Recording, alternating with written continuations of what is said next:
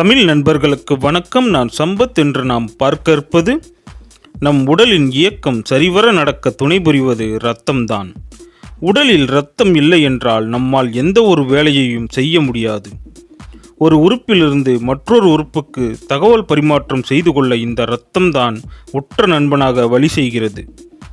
இத்தகைய இரத்தத்தின் அளவு உடலில் குறைந்தால் பல்வேறு பாதிப்புகளும் நோய்களும் வரத் தொடங்கும். உடலில் குறைவான அளவு இரத்தம் இருக்கும் போதோ அல்லது யாருக்காவது தேவைப்படும் போதோ நாம் இரத்த தானம் செய்வது வழக்கம்தான். இந்த மகத்துவமான தானத்தில் உள்ள நன்மைகளையும் இதனால் ஏற்படும் சில பக்க விளைவுகளையும், இரத்த தானத்தின் போது ஏற்படும் பக்க விளைவுகளை எவ்வாறு தவிர்ப்பது என்பதை பற்றியும் தான் நாம் இன்று பார்க்க போகிறோம். ஆனால் அதற்கு முன் நீங்களும் நம்ம சேனலை சப்ஸ்கிரைப் பண்ணிக்கோங்க. கூடவே பக்கத்தில் பெல் பட்டனை கிளிக் பண்ணிக்கோங்க. அப்போ தான் நான் போடுற வீடியோ ஒன்றுக்கு எங்களுக்கு வரும். எனக்கு சப்ஸ்கிரைப் பண்ணி அனைத்து நண்பர்களுக்கும் நன்றி. வாங்க வீடியோக்குள்ளே போகலாம். முதலில் நன்மைகளை பார்ப்போம். இரத்த தானம் செய்வதன் மூலம் ஏராளமான நன்மைகள் இருக்கிறது. குறிப்பாக இதயம் சார்ந்த நோய்களை இரத்த தானம் செய்வதன் மூலம் தவிர்க்க முடியும். அத்துடன் இதயத்தின் ஆரோக்கியத்தை மேம்படுத்த இரத்த தானம் பெரிதும் உதவுகிறது. அது மட்டுமில்லை, கல்லீரல் பாதிப்படைவதையும் இது தடுக்கிறது.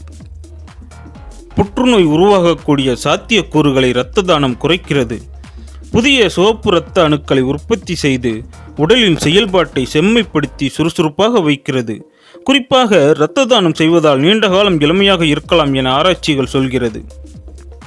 இரத்தத்தின் அளவு உடலில் சமநிலையில் வைக்க இரத்த தானம் உதவுகிறது. சுமார் 650 கலோரிகளை 450 ml இரத்த தானத்தின் மூலம் குறைக்க முடியுமாம். அத்துடன் சுத்தமான இரத்தத்தை இதனால் பெற முடியும். மாரடைப்பு போன்றவை இரத்த தானம் செய்வதன் மூலம் தவிர்க்கப்படுகிறது. சரி, இப்போது பக்க விளைவுகளை பார்ப்போம். ஒருவருக்கு நாம் உதவுவது தவறில்லை, ஆனால் அதில் உள்ள பக்க விளைவுகளையும் அறிந்து கொண்டு அதனை எவ்வாறு சரி செய்வது என்பதையும் தெரிந்து கொள்ள வேண்டும். இரத்த தானம் செய்தால் முதலில் ஏற்படும் பக்க விளைவு சிராய்ப்புண் தான். இரத்தத்தை தானம் செய்யும் போது அவற்றின் ஊசியின் மூலம் எடுத்துக்கொள்வார்கள். இது ஒரு சில சிராய்வுகளை நரம்புகளில் ஏற்படுத்தி வலியை தரும். இரண்டாவதாக முக்கியமான ஒன்றாக கருதப்படுவது இரத்தம் வந்து கொண்டே இருத்தல். இரத்த தானம் செய்த பிறகு இரத்தப்போக்கு ஏற்படக்கூடும். இதனை நிறுத்தவே மருத்துவர்கள் பஞ்சை கொண்டு அழுத்தி அந்த இடத்தில் பிடித்து கொள்ள சொல்வார்கள். இதனை செய்ய தவறினால் அதிக இரத்தம் வெளியேறத் தொடங்கும். அடுத்ததாக, பெரும்பாலான இரத்த தானம் செய்வோருக்கு தலை சுற்றல், மயக்கம் ஏற்பட அதிக வாய்ப்புகள் இருக்கிறது. இரத்த தானம் செய்த 20 நிமிடம் வரை எங்கேயும் நகராமல் ஒரு இடத்தில் அமைதியாக உட்கார்ந்து இருக்க வேண்டும். மேலும் ஏதாவது பழச்சாற்றை குடித்தால் இந்த மயக்க நிலை சற்று மாறும். அடுத்ததாக, ஒரு சிலருக்கு இரத்த தானம் செய்த பிறகு எந்த உணவையும் சாப்பிட தோன்றாத அளவிற்கு குமட்டலாக இருக்கும். இருந்தாலும் அந்த குமட்டலையும் தாண்டி சத்தான உணவை சாப்பிட வேண்டும். இல்லை என்றால் கட்டாயம் உடல் உபாதைகள் ஏற்படக்கூடும் என்று மருத்துவர்கள் கூறுகிறார்கள். அடுத்ததாக, இரத்த தானம் என்பது வலியின்றி நடக்கும் விஷயமில்லை. தானத்தின் போது அதிக வலி இருக்கத்தான் செய்யும். ஆனால் மருத்துவர்கள் இந்த வலியை சிறிது நேரம் உணராதவாறு வலி நிவாரணி மருந்துகளை பயன்படுத்தவும் செய்வார்கள். எனவே வலி அதிகமாக இருந்தால் மருத்துவரிடம் முன்கூட்டியே சொல்லிவிடுங்கள். இந்த பக்க விளைவுகளை எல்லாம் தவிர்க்க வேண்டுமென்றால் ஒரு சில முக்கிய வழிமுறைகளை பின்பற்ற வேண்டும்.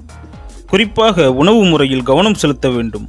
இரத்த தானம் செய்தவர்கள் செய்தவுடன் தங்களது வேலையை பார்க்க ஆயத்தமாக கூடாது.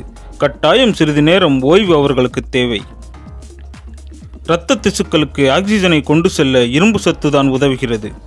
இரும்பு சத்து இல்லை என்றால் இரத்தமானது சீரான சிவப்பு அணுக்களை கொண்டிருக்காது.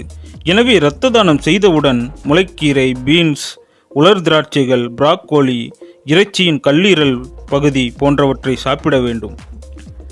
அடுத்ததாக, இரும்பு சத்தை உடலில் அதிகம் எடுத்துக்கொள்ள வைட்டமின் சி உதவுகிறது. எனவே வைட்டமின் சி அதிகம் கொண்ட உணவுகளை கட்டாயம் எடுத்துக்கொள்ள வேண்டும்.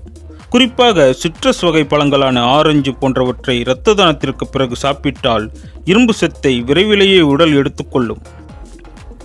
அடுத்ததாக, இரத்த தானம் செய்த அடுத்த 24 மணி நேரம் முதல் 48 மணி நேரம் வரை கட்டாயம் அதிகப்படியான திரவ உணவுகளை எடுத்துக்கொள்ள வேண்டும். நன்றாக நீரை அருந்த வேண்டும். மேலும் பழச்சாறுகளை அதிகமாக குடிக்க வேண்டும். இவ்வாறு செய்தால் உடலில் ஏற்பட்டுள்ள சீரற்ற நிலை மாறும். அடுத்ததாக, இரத்த தானம் செய்த பிறகு வாழைப்பழம், உருளைக்கிழங்கு, கொட்டை வகைகள், முட்டை, இறைச்சி போன்றவற்றை எடுத்துக்கொள்ள வேண்டும். ஏனென்றால் இவற்றில் உள்ள அதிகப்படியான புரதம் உடைந்து அவை எண்ணற்ற ஊட்டச்சத்துக்களை உடலுக்கு தரக்கூடுமாம். எனவே உடலின் சோர்வு, மயக்கம் போன்றவை எளிதாக தவிர்க்க முடியும். இந்த வீடியோ உங்களுக்கு பயனுள்ளதாக இருந்தால் அதை மற்றவர்களுக்கும் ஷேர் செய்து அவர்கள் ஆரோக்கியத்திற்கும் உதவுங்கள். நன்றி.